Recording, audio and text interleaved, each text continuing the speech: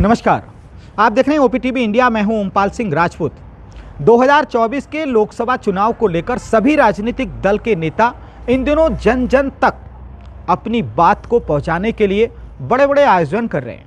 आज इसी क्रम में अपना दल एस की प्रमुख अनुप्रिया पटेल ने रामपुर के फिजिकल मैदान में जनता से रूबरू होकर समाजवादी पार्टी के नेता मोहम्मद आजम खान पर जुबानी हमला बोलते हुए कहा है कि यहाँ पर एक शख्स ने अपनी हुकूमत के दौरान जो चीज़ें सोचकर समझकर की, आज दुनिया को मालूम है कि वो कहाँ पर है। आप सुनिए क्या कुछ कह रही हैं। ये रामपुर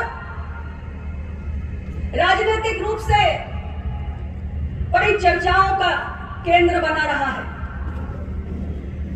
रामपुर की जनता ने जिन लोगों को पहले यहां मौका दिया, जिन पर भरोसा जताया, उन्होंने रामपुर को अपनी व्यक्तिगत जागीर समझ लिया और रामपुर पर हुकूमत करते वक्त वो ये भूल गए कि जो जनता का भरोसा है ये विश्वास का वादा होना चाहिए। रामपुर के फिजिकल मैदान में स्वारटांडा विधायक शफीक अंसारी के द्वारा इस कार्यक्रम का आयोजन किया गया। इस सम्मेलन में दूर दराज से जो आवाम अनुप्रिया पटेल को सुनने के लिए पहुंची, पहले से ही तमाम व्यवस्थाओं में वो लगे हुए थे और तमाम सारे लोगों ने आज अनुप्रिया पटेल, कैबिनेट मंत्री आशीष पटेल समेत अन्य लोगों को वहां पर सुना। इस दौरान हमने तमाम महिलाओं से भी बातचीत सुनी, आखिर वो क्या सुनने के लिए आई थी। आप भी सुनिए। जो बता रही हैं वो भाषण दे रही हैं, सब सुनने ही आए हैं, सब सुनने से पूरी जनता इसमें ही आए हैं, अपनी मुसीबत के खातिर आए। जो परेशानी है, क्या परेशानी है आपको? परेशानी बहुत है। ये परेशानी है, हमारे बच्चे पढ़ते लिखते हैं, हमारे बच्चों को नई नौकरी मिल रही, नहीं कुछ हो रहा। हम बताओ, हम बहुत परेशान हो रहे हैं। लोगों ने दवा रखे, हमारे दवा रखे हैं, पट्टे तक के दवा रखे हैं। पैसा मिलता है हमें 2006 महीने में और जमीन नहीं निकल रही, हमारी दबा रखी लोगों ने। कभी डीएम साहब के गए आप लोग? गए हैं, बहुत पैसा ले गए, मंत्री जाते हैं लोग। यहाँ किस लिए बुलाया था? इसलिए आए, थोड़ी से सुनाने आए, करने के लिए, सुनवाई करने, ये परेशानी सुनाने ही आए कि हम इतने बड़े परेशान हैं। सुना किसी ने आपको? कुछ लिख के दिया आपने? हमारे आए हुए नहीं है। कुछ लिख के दिया आपने अनुप्रिया पटेल को? कुछ लिख के दिया अनुप्रिया पटेल को आपने? अभी लिख के नहीं दिया है, अभी लिख के नहीं दिया है, पर हम ये बोल रहे हैं हमारी जात को भी कुछ ना कुछ मिलना चाहिए, हमारी बहेलिया जात को भी कुछ ना कुछ मिलना चाहिए। कार्यक्रम के अंत में स्वारटांडा विधायक शफीक अंसारी ने जो अनुप्रिया पटेल को सुनने के लिए लोग पहुंचे, उनका सम्मान करते हुए कहा कि आप लोगों ने जो बदलाव किया, उस बदलाव को लेकर मैं धन्यवाद देता हूं।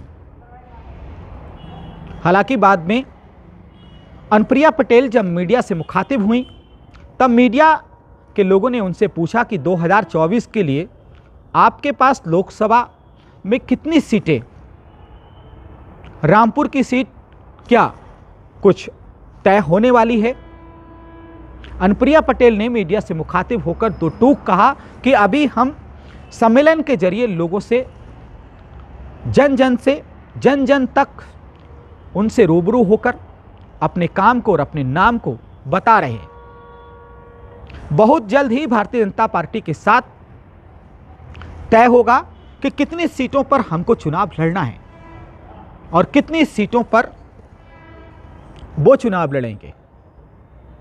अनुप्रिया पटेल ने कहा कि छोटा भाई बड़े भाई की तरह टिकट का बंटवारा होगा और उसके बाद ही ये निर्णय लिया जाएगा रामपुर समेत अन्य जिले में कहां कौन कौन सी सीट पर भारतीय जनता पार्टी चुनाव मैदान में अपने प्रत्याशी को उतारेगी और कौन कौन सी सीट पर अपना दल के एस प्रत्याशी होंगे। हालांकि कई बार मीडिया के लोगों ने ये बात उनसे पूछी, स्पष्ट तौर पर उनको बताया कि अभी हम लोगों को जोड़ने का काम कर रहे हैं, लोगों को जन जन तक उनकी बात बताने का काम कर रहे हैं, उनके मुद्दों को उठाने का काम कर रहे हैं और बहुत जल्द ही तय हो जाएगा कि 2024 के लोकसभा चुनाव में हम कहां से किस किस को चुनाव मैदान में उतारेंगे। बहरहाल अब जो भी है, रामपुर में आज अनुप्रिया पटेल कैबिनेट मंत्री आशीष पटेल ने जो जनता से रूबरू होकर जो बातें उनके समक्ष रखी हैं, इन सब चीज़ों को लेकर कितना नफ़ा नुकसान अपना दल एस को होगा और कितना भारतीय जनता पार्टी को, क्योंकि भारतीय जनता पार्टी के जो नेता हैं वो अभी से 2024 के चुनाव को लेकर तैयारियों में जुटे हैं। अगर वर्तमान सांसद की बात करें घनश्याम सिंह लोधी, वो लगातार लोगों के बीच में जन जन तक जो उन्होंने किया है उसे जता रहे हैं और बता रहे हैं। तो वहीं अपना दल एस भी लगातार एक कार्यक्रम के माध्यम से वो जन जन तक अपनी पार्टी की नीतियां और जिन चीज़ों पर उन्होंने स्वार टंडा का विधायक वहां की आवाम ने चुना, उन सब चीज़ों को लेकर वो भी अपनी रामपुर से राजनीति सांसद की ज़मीन तैयारी की बात शायद अभी ज़ुबान पर नहीं आ रही हो, लेकिन इस कार्यक्रम के माध्यम से उन्होंने ये बताने और जताने की कोशिश की है कि मंडल भर में हम ज़्यादा से ज़्यादा लोगों की सेवा कर सकें, उनकी चीज़ों को लेकर सरकार में उनका प्रतिनिधित्व कर सकें।